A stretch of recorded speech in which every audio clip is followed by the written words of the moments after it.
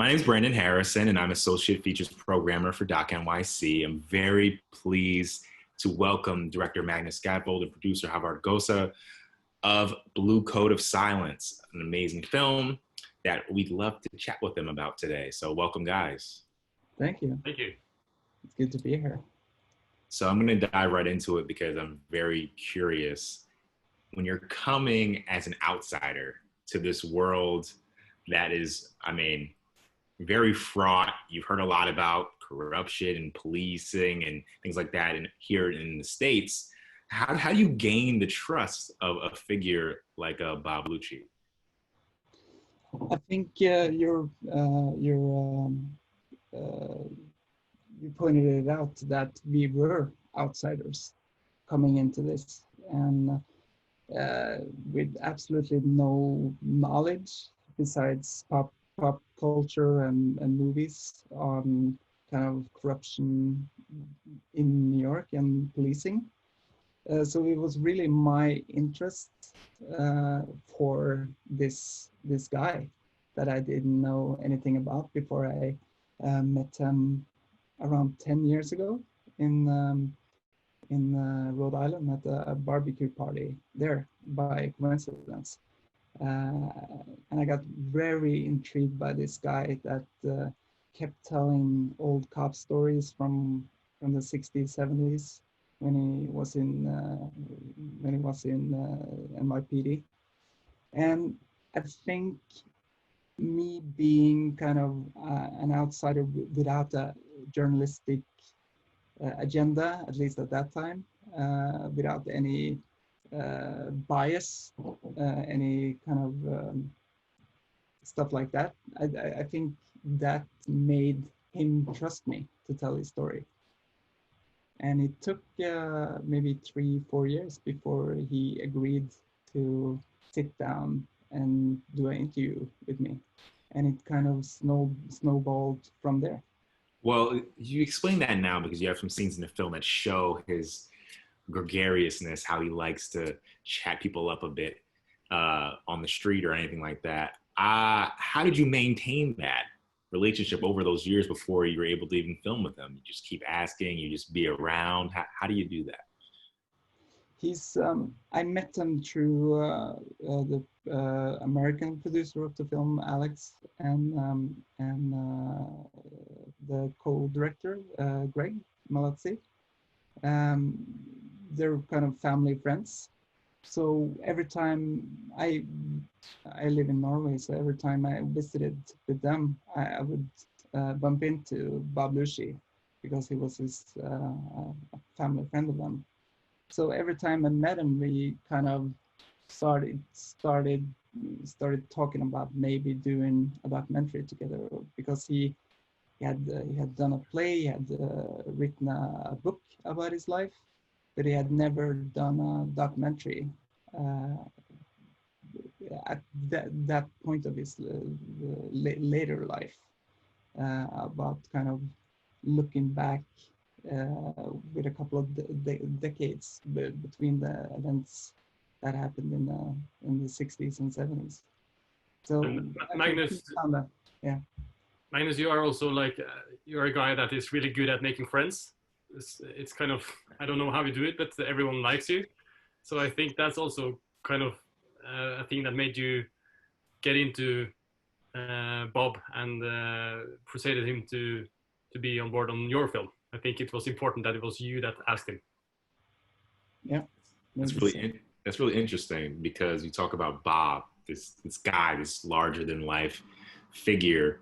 When you're looking at making a film, it's kind of two stories. You have the story about him and you have the story about police corruption. How did you balance that? What was your plan of telling this story?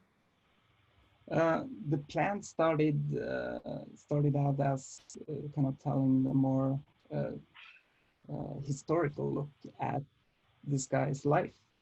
And it kind of, as we learned more about his life, and actually started to talk with other people about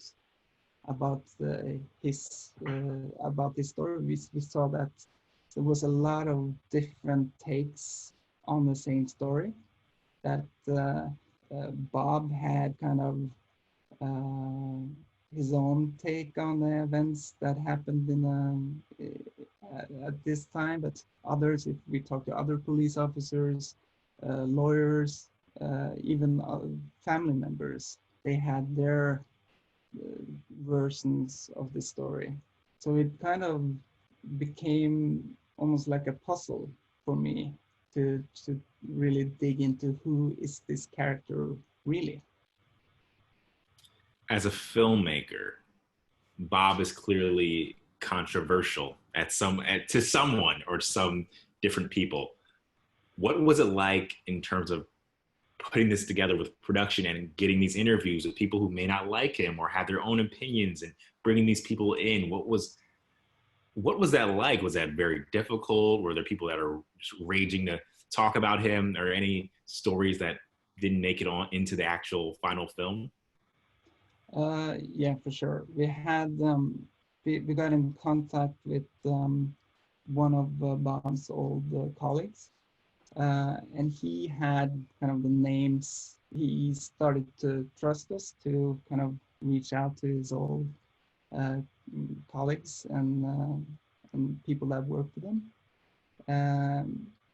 So we started reaching. I moved to New York for almost a half a year, and just to get that part of the story, the people that got arrested and indicted, but I hit really a wall of angry old men that really didn't want to talk about the events in that part. Even the mention of Bob Lucy really set people off, and you could see that there's some characters that worked with him that really hates him, and even if I present kind of his version of the story and try to nuance it in a way for them, they would never listen to that part of the story, because they have this kind of deep resentment of the guy. Is there anyone that you was reticent at first, and then you were able to bring them in? Did anyone change their mind, or? Yeah, in a way, I think what was very special was that it's kind of a spoiler to the film, but at a point in the production, Bob dies. After 2 years of making this movie, he passed away, and we were debating, should we even make this movie now? Do we know we have enough of his interviews and part of the story, but is it ethical? Could we make this movie? But his passing away actually made people want to talk with us in a way, and it kind of opened that box up of people wanting to talk with us. Wow, that's pretty surprising. It's interesting how filmmaking goes at times with things like that. I wanted to talk about the breadth of the project. You're going back, I guess, 50s, almost 60 years, looking through all this content with a person not only involved in an amazing police scandal, but also becomes a figure of his own. What was it like going through all of this, not only archival film content, but just research and history and putting it together? Were there any surprises? What was that like? One of the main things that really helped shape this film was going through kind of making it more and more an archive-based documentary.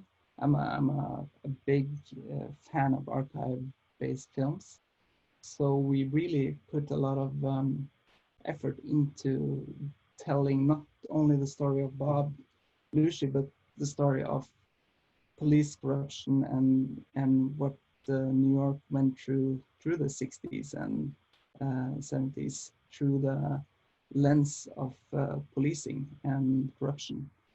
And I think that became a very big part of the storyline, that we kind of shift through Bob's the personal story, but also take a look at the more overlaying themes of the times that our characters are going through. I don't think there's anyone that knows as much as you and Greg about old police films and documentaries. It was amazing to see all the like really small kind of quirky documentaries that you kind of found around the web and stuff. And I also remember the day you actually got hold of the old tape recordings with Bob. Because that was like a holy grail that we was working to find for many years, and then quite late in the production we managed to find them in a library, so that was also a really important step for the film. Yeah. So Bob as a figure, you lose him in the process of your film. What was it? What were his feelings toward the end about the film? He's be content with it. It took a lot of convincing for you. Where was he about your project? He really liked being the center of attention again. As we also point out in the film, he that has kind of been the theme of Bob Lushi throughout his life, is that he seeks attention and seeks confirm to be liked or loved by either his fellow cops, either his prosecutors when he started working with them, or after the events that took place, the media. So he kind of saw this, I think, as also an opportunity to kind of put himself out there and tell his story from an older man's perspective. So, but that also went back and forth. There was a lot of doubt in him if he wanted to participate, because he was afraid that this would kind of open up boxes that had been shut for decades. If people were kind of, this was a very tormenting era of his life. So I think he was also afraid that this could kind of bring up the old traumas for him. So, and also people from his past called him up when the word spread that he was talking to us. So he got some calls that he was afraid to speak of. Wow. I mean, the film is amazing. This is my last question before we wrap up here. I'm curious, as someone who's a fan of old police archival films and all these things, and this huge moment of discussion, especially in the States, about what policing means, what do you feel like your film says about policing? What we saw throughout the production is that, and also something we point out is, it's important to have people that stand up against corruption, and or not only corruption, but the blue code of silence, the code that protects violent police officers or police officers that kind of misuse the power they have been given. But we also found, going through the history of corruption, police corruption in New York, that it also is a cyclical thing that kind of comes back. It's kind of dealt with and it dies down for a while, and then it comes back in full circle, which is kind of heartbreaking in a way to see, but it also hopefully shows that the actions of one man or one person can have a lot of effect in a way. Very well said, Magnus. Thank you so much for joining us. We'll bring this Q&A to an end. So once again, a big thanks to Magnus Skatvold and Håvard Gossé for Blue Code of Silence and bringing it to Doc NYC. Thank you guys so much for taking part in this chat with me. So nice to meet you.